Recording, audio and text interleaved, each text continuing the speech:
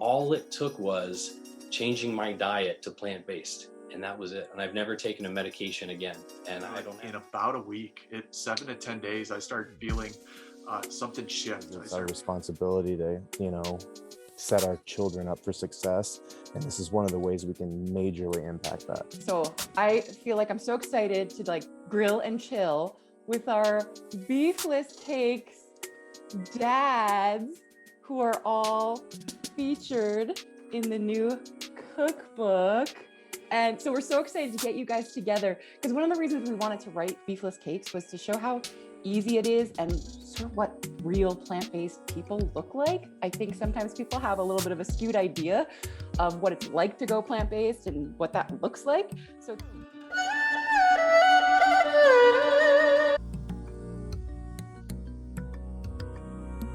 okay, so I'm Chris Parente, living in Virginia. I'm Maddie's father. My wife Kate and I have been plant-based going on 4 years this summer, and I primarily got into the plant-based and vegan slowly. So it started vegetarian, and the main reason was because I was having issues running and doing physical fitness type stuff. At the time I was in Korea, and I was doing a lot of heavy weightlifting, and I was going out with my buddy James, who was a little bit older, and he really pushed protein. And I was eating, let's say 4 chicken breasts a day, plus, tons of other stuff on top of it. Everything was protein, whey protein, a lot of dairy, a lot of yogurts, a lot of that stuff. And I was putting on weight. I was getting stronger. And so that was good. However, I wasn't running, and I wasn't as agile and flexible. And I like running as well, but I could never really do a lot of running. And long story short, I was having issues in all of my joints, some arthritic type of issues in my hips and in my knees. And I was wondering, what the hell's going on? I'm not that old. I'm in the military. So, being physically fit and being able is really important. And then started just kind of down the rabbit hole. And I found this guy named Mishka Shabali, who's got a book. Listen to that. And then he was featured on a podcast with Rich Roll and John Joseph, who are vegans. And even though Mishka Shabali is not a vegan, I think he's primarily vegetarian, or he's on again, off again. They were doing this episode, and I really gravitated towards the message that they were sharing. And so I just started, doing things within my own diet and trying things differently. And believe it or not, I started seeing improvements right away, and I started running a little bit more, whereas before I would run and it would take me 3 or 4 days to fully recover. And then I started running a little, on this new diet, I started running a little bit more, and my recovery time was cut in half, and then cut in half again. And so I did the vegetarian thing for a while. Dairy was the last thing to go for me. And once I cut that out, it was incredible. Like, I'm running every day, and I'm running 3 miles, 4 miles, 6, 7 miles. And I can do this now regularly. And I've done a lot of running since, and I'm doing a lot of other things. But it was just that kind of natural progression. And I just started educating myself little by little on these things. And I started finding resources to tap into. And I was skeptical, and I would tell my friends. And it was a lot of these things that, you cherry pick information, you feed your own narrative. But I was my own test case. As far as family life goes, it just organically, I'll use that term, it grew within us, because everything we do as a family unit. And my wife was, even though we were separated by distance, I was in Korea and she was back in the States, we were practicing the same lifestyle and trading off what's working and what, we like best, and where we could go on this journey. And our daughter, again, just working it into the repertoire. We had to kind of wean her off of hot dogs and mac and cheese and certain other things. But then eventually, it caught on, and she's more of a proponent and really invested in all this more than any little kid that I know. And it's not, our gospel that we're preaching to her. It's her own, so she sees the benefits too. Absolutely. My name is Derek. I live in Iowa, and I originally went plant-based for health reasons, because my cholesterol levels were extremely high, and I was in my earlier 30s, and I just didn't think that was supposed to happen. And so I started doing it for health reasons, and noticed results almost immediately. And honestly, we really started doing a lot. It was a transitional moment, but we started really when my daughter was born. We went fully everything plant based, and so she's 6 years old now, and so we've been doing it, since then. And both of our kids are plant based, and it is completely changed my life. And I really started. Robin made me watch What the Health, and that really like kicked it off for me. And I started doing a lot of research and watching more documentaries, reading things, and it's like, wow, how have I been living this lie my whole life? And so it was really, really impactful for me, and it's changed my life. And I really enjoy talking about it. I come from a family full of farmers, and so it's really interesting at Thanksgiving and Christmas and all those. But they've been very supportive, and supportive of our children and how we're doing everything with the family, which is fantastic. Yeah, I mean, I've had a a long journey to become vegan. I remember growing up. I grew up with the most wonderful parents you can imagine, but they didn't understand nutrition, and I ate a lot of sugar, a lot of sweets, a lot of unhealthy food. And when I look back on my childhood pictures, I was always full face. My entire family was. Um, and I remember entering high school. I was 14 years old, entering high school. I weighed 200 pounds, one of the biggest kids. And I can picture this. I was playing volleyball in gym, and I see the two gym teachers walking over to me, like pointing at me. And I didn't know what they were coming to me for, but they ended up asking. They said, "Do you want to play football?" And I said, I guess so. I've never played before, but I'm open-minded to it. And they said, "Well, you have to go get a physical." And I went to get a physical, and I found out I had high blood pressure at 14 years old. I was overweight, and my doctors said, you have to change your lifestyle, your eating habits. And what's interesting, I hear a lot of, protein. That's what I thought. I actually lost over 40 pounds. I ended up at the end by my sophomore year, I was 155. And I was determined never to be overweight again. And I always made an effort to eat healthy, but it was mostly meat. And I would say 80% of what I was eating was meat. And when I met Robin in 2007, I started getting, I don't know, digestive problems, I guess you would say. I would, It was a sign that it was a sign. yeah. It must have been my sparkling personality that attracted Robin, because it wasn't anything in the digestive area. But that went on for years, and I never connected it. And in 2014, it hit me like a brick. And it was ulcerative colitis. I couldn't leave my house for a week. I had a colonoscopy, and they diagnosed me. And even at that point, I made no connection whatsoever. And I was dealing with symptoms literally every single day for, I don't know, 2 or 3 years. At one point, Robin said, "You know what, I'm going to go to the doctor with you so I can ask questions." So I specifically remember this. Robin asked the doctor, "Is there anything that Randy should eat or not eat, anything he should focus on?" And the doctor replied, "He didn't eat his way into this. He's not going to eat his way out of it." And as we left, Robin said, "I never want you to go back to that doctor again." But you have to beat me over the head 10 different times to get through to me, because it still went on much further. And just like Derek, it took What the Health. I watched that one night with Robin, and I just had an epiphany moment. So long story short, I went to bed that night feeling really good, feeling like, there's so many people out there that are nervous about, being diagnosed with cancer, high blood pressure, heart disease, high cholesterol numbers, and they don't think they can do anything about it. But this is something that you actually can control, at least to a degree.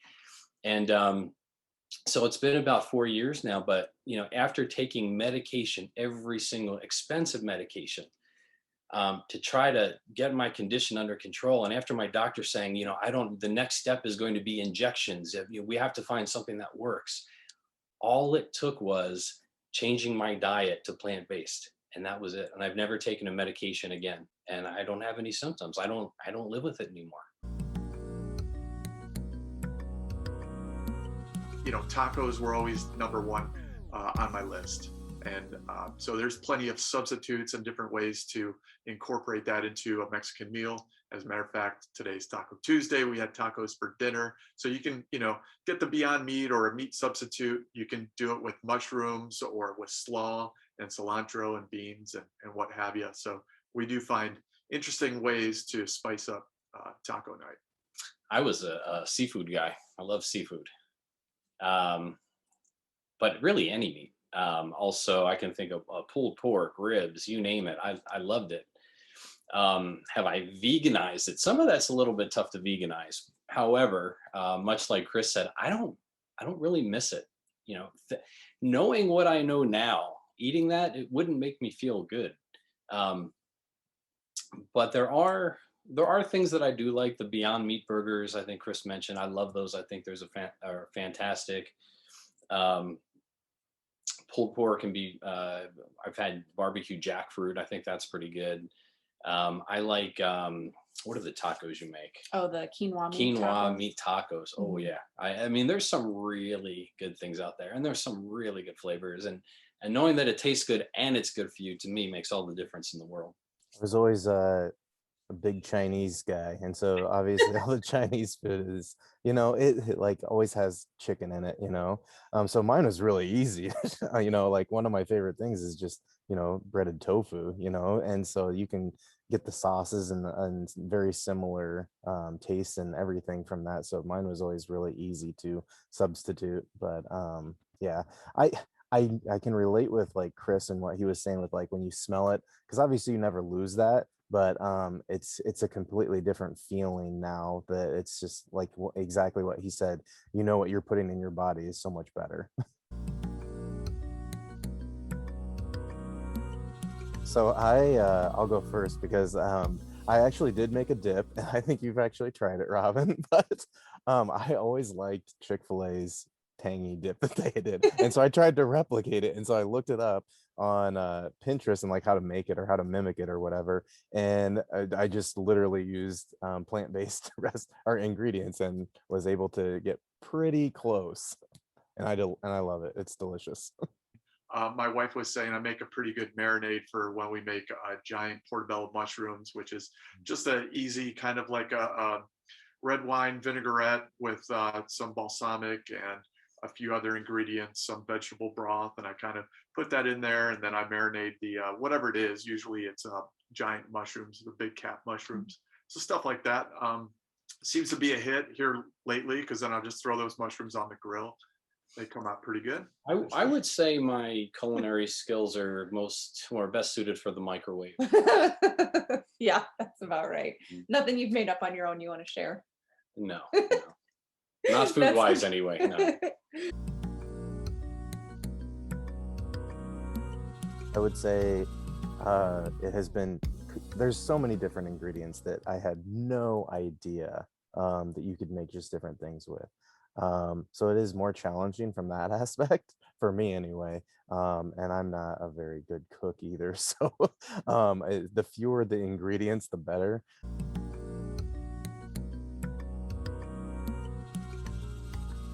But I do like the fact that there are a lot of different substitutes. So when it comes down to baking, or when it comes down to certain things that require eggs or milk, we use soy, almond, oat milk for a lot of those recipes, as well as egg substitute, which I had no idea can really bind ingredients so well, just like a regular egg would. And so that's been awesome for us. I mean, we eat waffles. My daughter loves Belgian waffles that my wife makes with the egg substitute, and so that's a big win.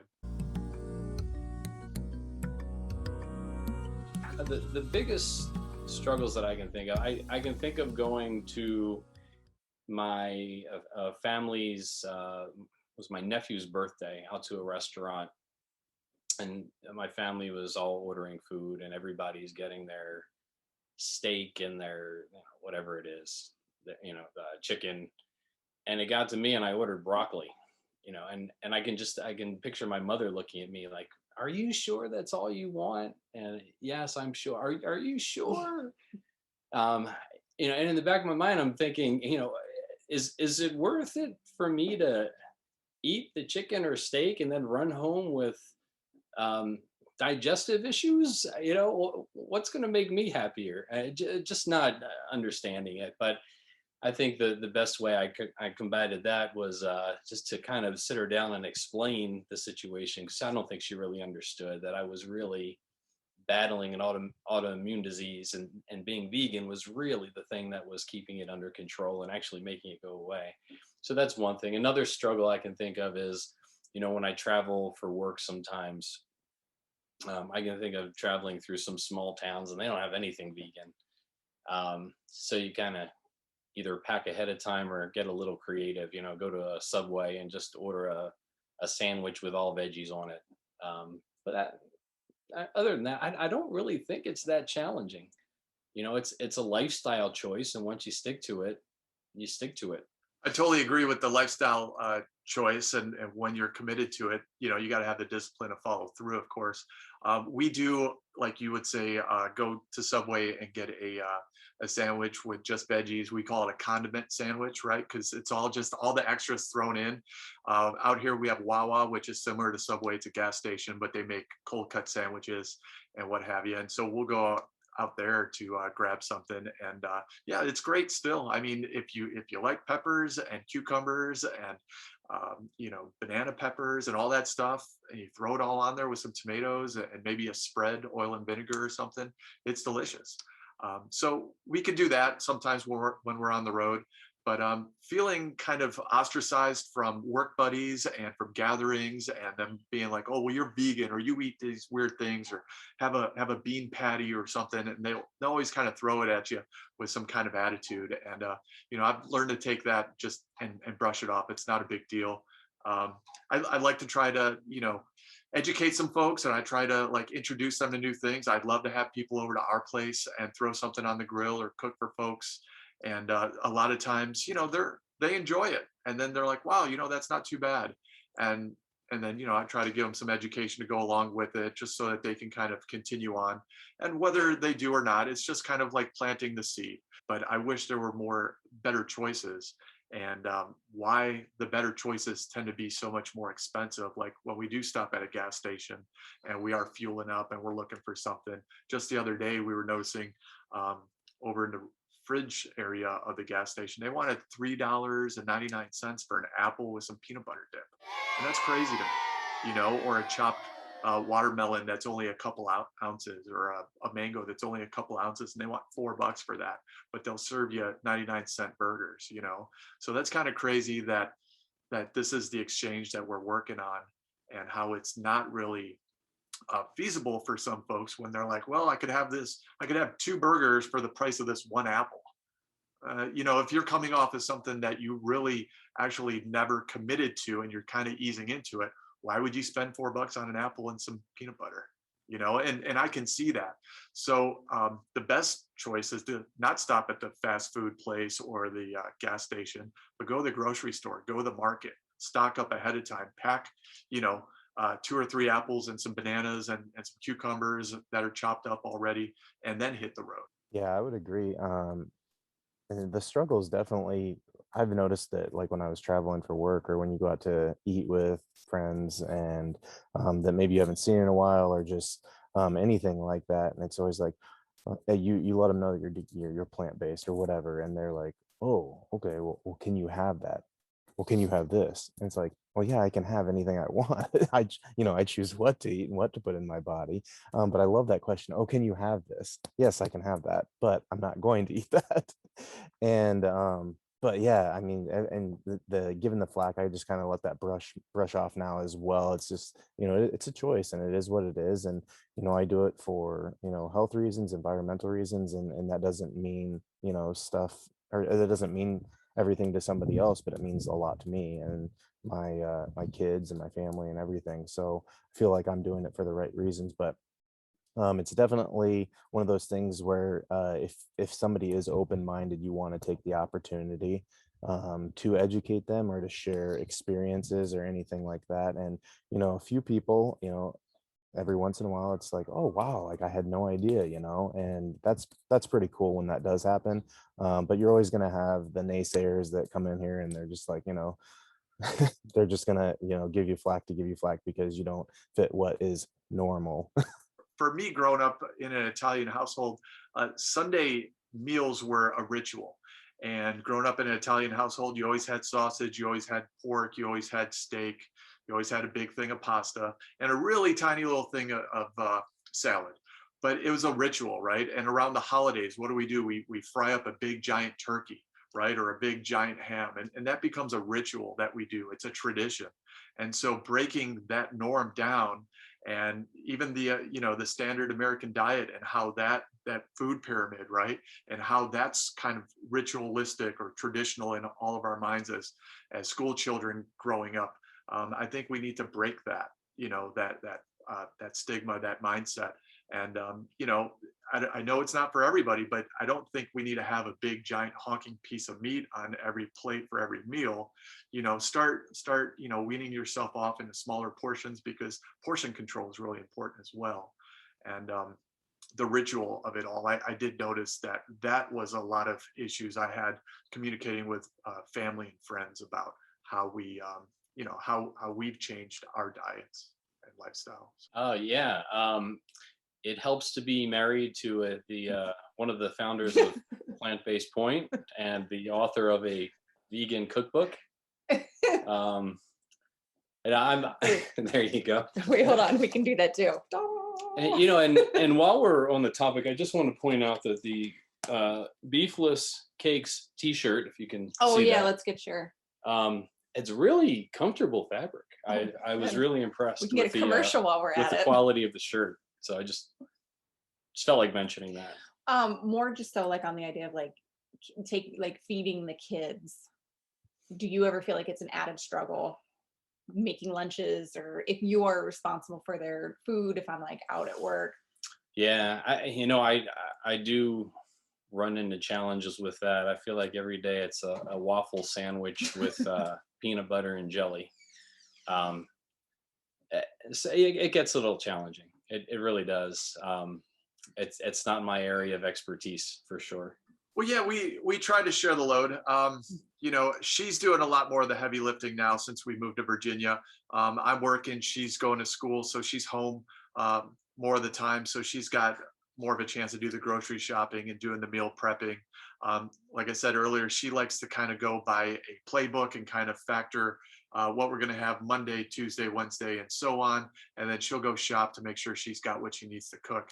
Whereas I just kind of I feel like this today, and then I'll just kind of look for it. And then, unfortunately, if I don't plan ahead, then I'm like, well, what the hell? We need these ingredients to make these things that we want to have. So then I'm running out to the store, or we're just kind of pulling an audible to make sure that it happens. I do enjoy cooking. I just don't have a whole lot of time to do it as much as I'd like, but I definitely love baking bread, and I definitely like helping out in the kitchen and doing a variety of different things. And we're always trying new things too. So I'd say during any week we're doing about 4 of our reliable recipes, and then we'll throw something in that's new. If we get around to it or not, we don't know that week, but we try to maybe eat out like once, maybe twice on the weekend, just to kind of ease the pressure off. And because we're traveling and stuff, we can stop somewhere and pick up something nice. But yeah, it's not too bad with the kiddo, because Maddie will eat, or at least she'll try anything. We tried beets the other night, and she said they did not taste up to snuff. She actually gave them over to me, and I ate no problem. She said they tasted like dirt. I said, give me that dirt, because it don't hurt, and it was good. What else? Just a lot of the typical things, like we don't like the vegan mac and cheese. We don't do a lot of the substitute stuff there. There are a lot of good chicken nugget substitutes that we'll fry up for the kiddo, and she's happy with that. And then when we're cooking our meals, we always make a little extra, so we have leftovers for my lunch, because like I said earlier, it's kind of hard to go out with coworkers and stuff for lunch, and there's not a lot of great places. Like when I was in Germany, everybody always went to the food court there on base. There's a big giant food court that had all your regular fast food restaurants, and they would each spend $10 to $15 on lunch every day, getting tacos, getting burgers, getting pizzas, getting what have you. And I don't know, I can't do that. I don't have the pockets for that. you know, the funds gets really expensive real quick.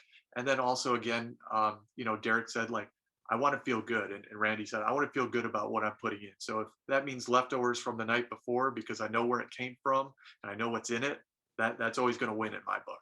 Last week I had the opportunity, because Sarah was in class, so I was in charge of doing lunches every day. And I like found it as a challenge because my daughter is really picky on what she eats. And Friday she ate all of her food that I packed her, so I was all excited. um, but it took all week to get there. But yeah, it's definitely different. You know, it is a challenge, but I think that it's also something that's really good. And I'm sure that, you know, when they are off doing their, you know, at school, at some point it's going to come up in conversation, and, you know, we'll just try to help them through that. But yeah, it's kind of fun packing their lunches every day. Well, Sarah is a big meal planner now. She's been trying to do that the last few weeks, which I really like, because I'm like Chris, I'm not a meal planner. I will try to throw stuff together, and so if I have it, I'll just, you know, throw it all in there. But yeah, it's a lot of fun. I say just do it. You know, it's the right thing to do. Environmentally, we have to think about the future. Our kids, you know, we're all dads, so we have to think about that, and it's the right thing to do. And you know, if anybody thinks that you have to have a big hunk of meat on your plate to be a guy or a dad or whatever, um, that's a dinosaur move, you know, like that's just not forward thinking. And yeah, it's just something that you just need to do it. We need to realize it's our responsibility to, you know, set our children up for success, and this is one of the ways we can majorly impact that. You know, I just going back to what's accepted and what's reality. You know, I do employee benefits, and I can think back, you know, a few years ago, I stood in front of a room of 300 people and spoke about employee benefits, and my job was to collect applications and these people had to answer health questions. And what's interesting is as I was speaking, food was provided, and it was pizza with sausage and pepperoni and soda, and these people devoured it. And I just remember collecting their applications at the end of the enrollment and reading through the health questions, and there was so much high blood pressure, diabetes, health issues, people being declined for plans. And I'm thinking in the back of my mind, like, we can get rid of this. Like, people don't have to deal with that, but it's not acceptable to tell. If you're telling people, you're preaching to them. So what do you do? You know, so I'm very fortunate to be married to somebody that showed that to me and kind of turned the light on in my head. And I wish there was a way to get that across to more people. So is your tip for everyone to just marry someone pushy? Is that what you're saying? That's what I heard. Yeah, that was funny. Oh, that's hilarious. Just a little reminder to every person out there watching this, I am single, so, you know. Some lucky man out there is going to turn their life around with love and their health. You guys are so funny. Yeah, advice, right? I'm not one to preach, or I try not to. And I think maybe in my early days, as I kind of saw the way and it was forming in front of me and around me, that I was so excited I wanted to share. And maybe it came off as preaching, or maybe it came off as, you know, a little bit more than it should have. And I've definitely taken several steps back. But the one thing that I said then that I'd say now, you know, try to be open-minded. And the one thing that really clicked for me, or there were a few things, but the one thing was I was amazed at what I was putting in my body after I kind of cleansed myself and started kind of working through it. In about a week, in 7 to 10 days, I started feeling something shift. I started feeling energy. I started feeling good, you know, spiritually about myself, about what I was doing for, you know, animal rights reasons, for, you know, for my pocketbook, for, you know, my health, for, you know, just every benefit was coming to me based on what I was putting in my body and how I was purposely, you know, carrying on my day to day. And so I use that as a testing and a proving ground, right? So what I would put in and what I would get out and how I would feel and my gut health and many other things just based off of what I was consuming and what I wasn't consuming. And so my advice would be to be open-minded and to honestly give it a chance. And it could start with one meal or one day at a time and slowly work your way into it and realize that, yeah, you might not need to have a substantial amount of meat, whatever that is, or dairy with every meal, and look to use some of these substitutes and see what works for you, and continuously just try to chip away at that, and then find some motivation, find a teammate or a spouse or a loved one or just someone else that might be struggling in a similar way, or someone that might have other challenges that you can buddy up with. I don't think I'd be here if it wasn't for my wife and the way that we kind of went about this together. I found really good resources and motivation listening to the Rich Roll podcast, and that opened a lot of doors to a lot of other things. And, I still listen to his podcast every week, and I'm invigorated by some of his guests and how they talk about stuff that's way over my head, but it makes sense when they can simplify the truths and bring it to you. And then you can, dissect that and take away the valuable knowledge that people like you guys here are trying to provide for folks, and just make that conversation that we can all share. So thank you guys for having me on and doing what you guys do. Thank you guys so much. We feel so lucky to know you and to have you feel so comfortable and open sharing. And I feel confident that if anyone out there watching has any questions for the dads, they can always reach out to us. We're always around. And I think it's going to really help spread the good word about how powerful these changes can be for your health, and of course for the environment and our non-human animal friends.